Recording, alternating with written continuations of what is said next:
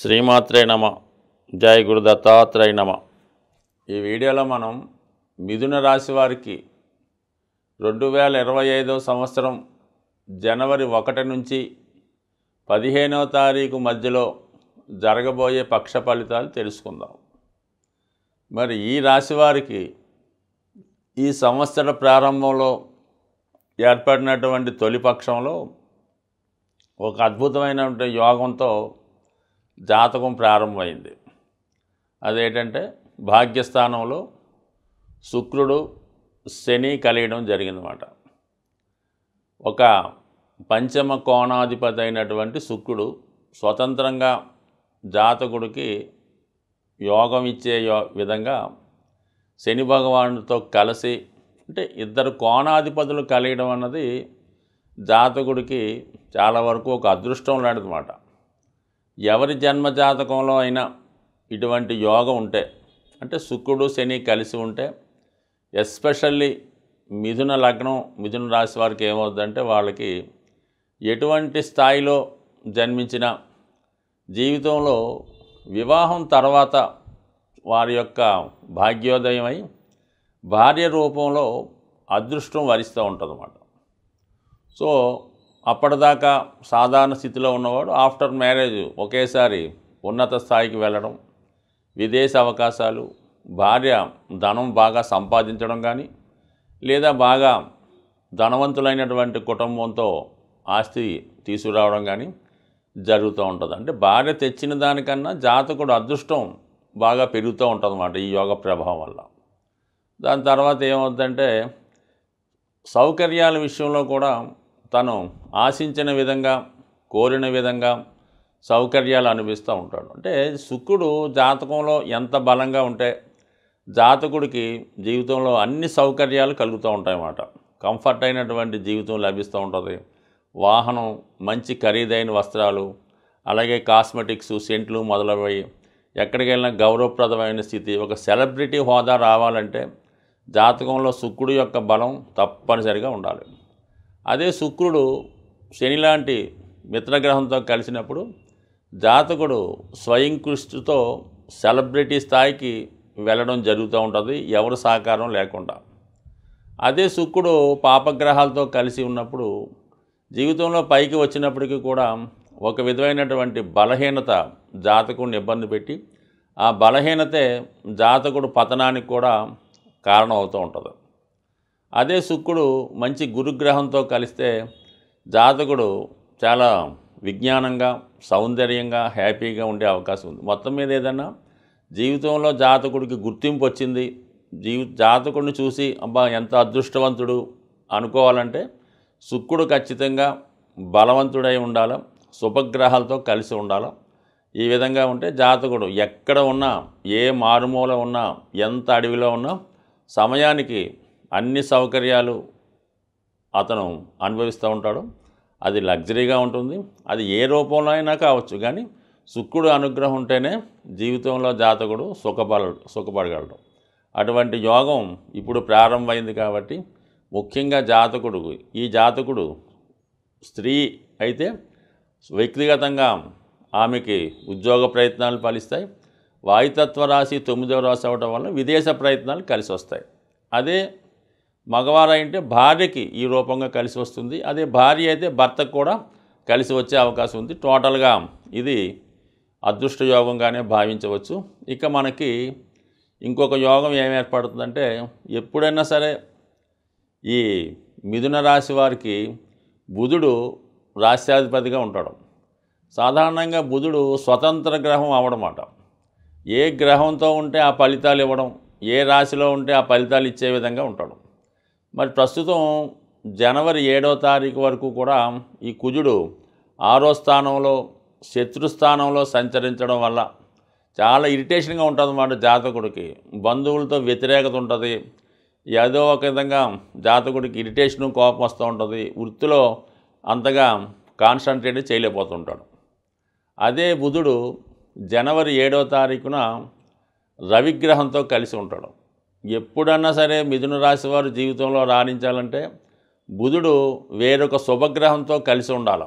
లేదంటే ఒక శుభగ్రహం చేత చూడబడుతుండాలి. అప్పుడు మాత్రమే ఈ మిథున రాశి వారి జీవితంలో అభివృద్ధి చెందగలరు.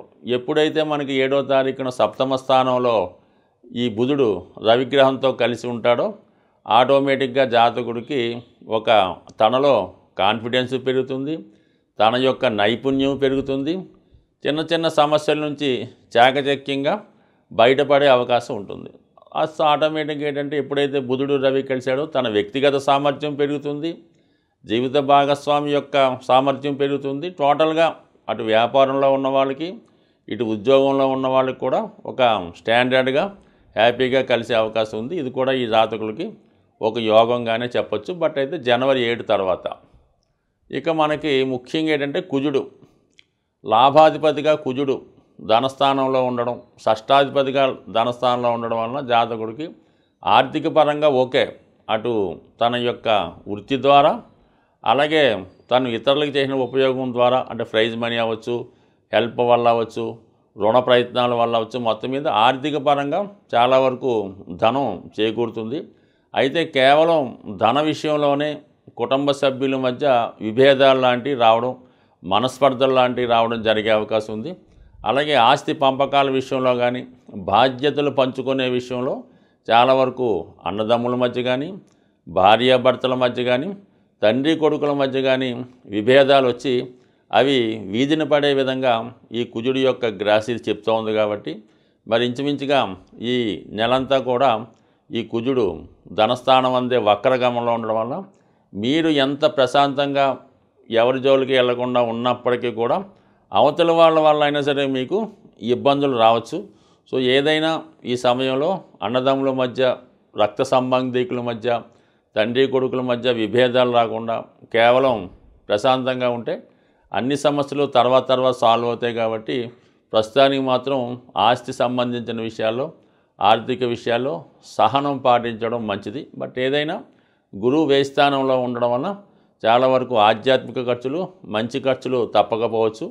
బట్ ఏదేమైనప్పుడు కూడా ఈ రాబోయే 2025వ సంవత్సరం ప్రారంభం నుంచి కూడా మిథున రాశి వారికి ఊహించని విధంగా అభివృద్ధి కలిగి అటు జీవిత భాగస్వామి ద్వారా కూడా సహకారం లభించడంతో జాతకుడు చాలా వరకు గత స్థాయి కన్నా ఉన్నత స్థాయికి వచ్చే అవకాశం ఉంటుంది. శ్రీమాత్రే నమః. ఇప్పుడు నూతన సంవత్సరం మనకి ప్రారంభం అవుతుంది కాబట్టి చాలా వరకు ప్రతి ఒక్కరి మీద కూడా ఈ 2025వ సంవత్సరం అనేది కొంతవరకు అదృష్టకరంగానే ఉంటుంది. అంటే మనం నూతన సంవత్సరం ఆంగ్ల సంవత్సరాది కాబట్టి న్యూమరాలజీ ప్రకారం ఆలోచించినప్పుడు గత సంవత్సరం 2024 టోటల్ 8 రావడం వల్ల అది కొంత హార్డ్గానే జరిగింది అనుకుందాం. ఇప్పుడు 2025 టోటల్గా 9 అయింది.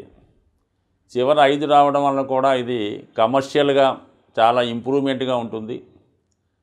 అలాగే 2 రెళ్ళు ఉండడం వల్ల ఏంటంటే స్త్రీలకి చాలా వరకు ఇంప్రూవ్మెంట్ ఉంటుంది.